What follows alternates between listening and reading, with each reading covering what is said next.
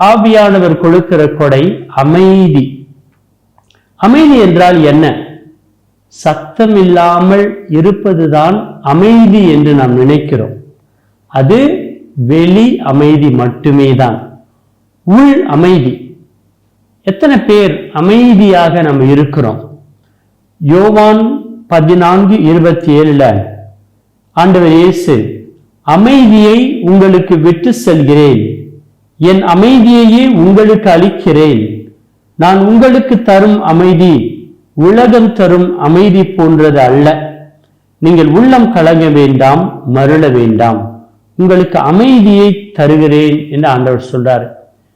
தன்னுடைய சீடர்களை ஆண்டவர் இயேசு உயிர் தெழுந்த பின் அவர்களுக்கு காட்சி கொடுக்கும் பொழுது, அவர்களை சந்திக்கும் பொழுது அவர் கொடுத்த முதல் வாழ்த்து எதுன்னு என்று பார்த்தோம் என்றால் அமைதி. ஏனென்றால் சீடர்கள் பயத்தோடு அச்சத்தோடு ஒரு கலக்கத்தோடு இருந்தார்கள். அந்த ஆண்டவர் அவர்களுக்கு சமாதானத்தை அமைதியை வாழ்த்துகிறார். இன்னைக்கு பல காரணங்கள் நம்ம சொல்லலாம், அமைதி இழந்திருக்கோம், சமாதானத்தை இழந்திருக்கோம் அப்படின்ட்டு.